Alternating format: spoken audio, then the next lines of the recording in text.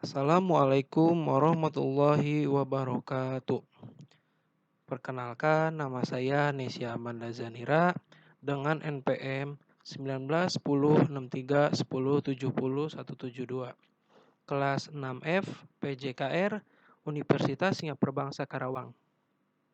Di sini saya akan menjelaskan materi dari salah satu buku, yaitu yang berjudul bukunya Bermain Mengasah Kecerdasan Majemuk, karya Bapak Nana Suryana Nasution, SPD MPD.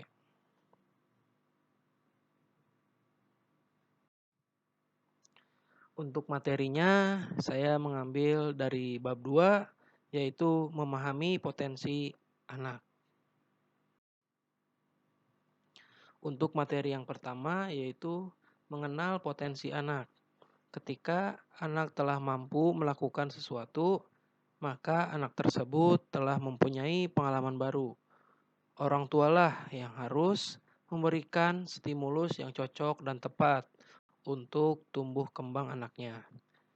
Anak akan menggunakan kemampuan panca inderanya untuk merespon apa yang masuk ke dalam pikirannya. Mengenai hal ini, orang tua harus sangat memperhatikan perkembangan daya pikir dan kekuatan konsentrasi anaknya mana yang dominan. Bisa dilakukan dengan pengamatan yang intens, memberikan stimulus yang berulang-ulang melalui mata, telinga, serta mengajak anak melakukan bersama atau praktik langsung. Sehingga ketika hal ini dilakukan dan dipantau terus, maka orang tua bisa mengambil kesimpulan terkait panca indera yang dominan tadi. Dalam dunia ilmu pengetahuan, ada 3 tipe manusia untuk merespon informasi, pengetahuan, dan cara melakukan komunikasi. 3 tipenya yaitu yang pertama ada visual.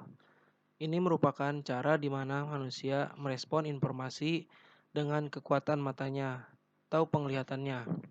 Orang tua harus melihat cara visual ini sebagai cara anaknya belajar untuk memperoleh informasi dan pengetahuan. Maka orang tua dengan kondisi apapun mengupayakan cara visual ini bagi anaknya, seperti mengusahakan anaknya duduk di depan barisan bangku kelasnya. Juga menjaga agar mata anaknya jangan sampai terganggu. Mengupayakan vitamin dan lain sebagainya. Ketika akan membangun motivasinya, maka perlu benda-benda yang berwujud seperti hadiah, kado, dan lain-lain. Untuk yang kedua yaitu ada auditori. Cara ini penguatannya ada pada pendengaran. Sang anak akan memperoleh berbagai informasi melalui telinga.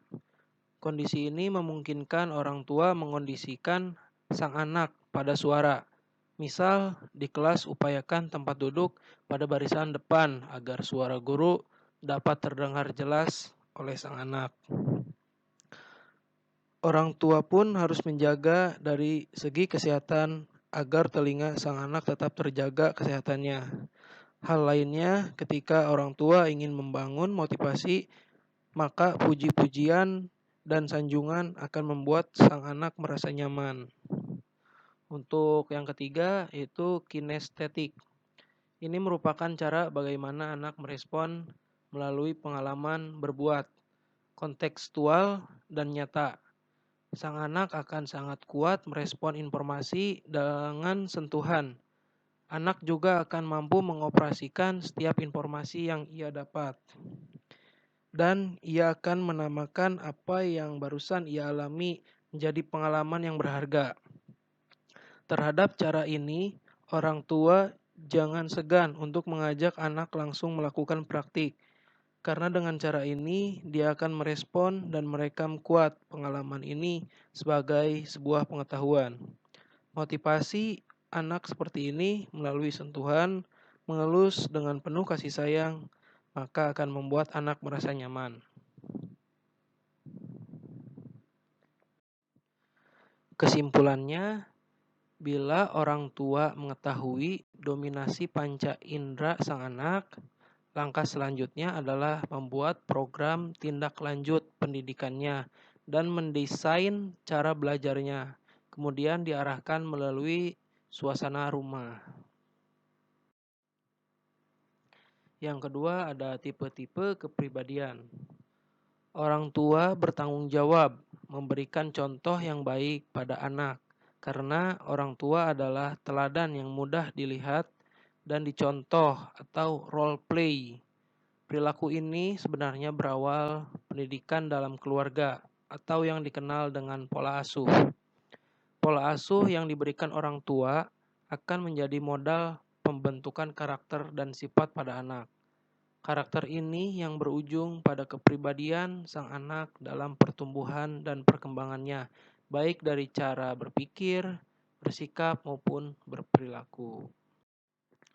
Untuk yang ketiga, yaitu ada tipe-tipe kepribadian menurut Florence Letour.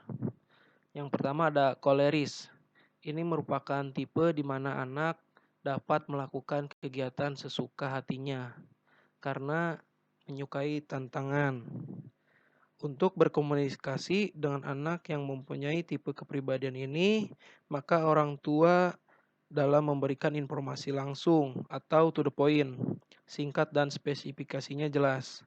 Setiap informasi upayakan jangan sampai diulang-ulang, mengawali pertanyaan cukup dengan menggunakan kata apa dan bagaimana hasilnya. Apapun berikan ia pujian atau sanjungan. Ketika memberikan pernyataan, maka harus logis dan masuk akal. Di samping itu, buat diri kita lebih berharga di mata mereka. Serahkan keputusan apapun sebagai bentuk memberikan mereka tantangan yang baru. Untuk yang kedua ada sanguinis. Tipe ini menjelaskan bahwa anak lebih suka menjadi bagian dari sebuah kelompok, menyenangi kegiatan sosial, apalagi yang dapat menyenangkan hatinya. Dan untuk berkomunikasi dengan anak yang tipe seperti ini, orang tua harus senantiasa membuat suasana rumah dan suasana hati penghuni rumah hangat dan menyenangkan. Lebih banyak mendengarkan dan jangan menyela, karena tipe ini senang mencurahkan isi hatinya.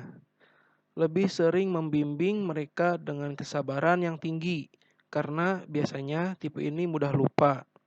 Tipe ini juga suka akan popularitas, maka bila ada kesempatan, puji dan sanjunglah, apalagi di depan orang banyak, sebagai bentuk penghargaan akan prestasi yang diraih. Untuk yang ketiga ada phlegmatis. Ini merupakan tipe di mana anak suka mengerjakan hal-hal sulit dengan cara yang praktis dan mudah, tidak ambil pusing, suka ketenangan dan kedamaian. Untuk cara berkomunikasi orang tua terhadap anak dengan tipe kepribadian ini adalah tunjukkan ketertarikan padanya dengan tunjukkan bahwa Anda siap menyetujui dari awal sambil terus memantau hal-hal yang akan dilakukannya. Tetap bersabar berkomunikasi dengan tipe yang suka kedamaian ini, tidak sembrono dan berikan waktu yang cukup. Berikan keyakinan yang kuat bahwa mereka mampu dan bisa melakukan. Untuk yang keempat ada melankolis. Tipe ini menggambarkan anak yang suka kesempurnaan, selalu ingin rasa yang benar, menyukai ide-ide dan saran yang praktis, tapi suka akan rutinitas yang konsistennya tinggi. Berkomunikasi dengan anak tipe ini adalah menyiapkan data dan fakta yang jelas dan akurat, seimbang dari sisi positif dan negatifnya. Tepati janji yang pernah diucapkan. Anak tipe ini cenderung berpikir dengan kalimat mengapa. Orang tua jangan membuat perubahan mendadak dan jauhi yang namanya surprise. Bila memuji, cukup secara pribadi dengan sikap yang tulus. Dan bila memerlukan jawaban, maka berikanlah jawaban yang detail, ilmiah, dan berbobot.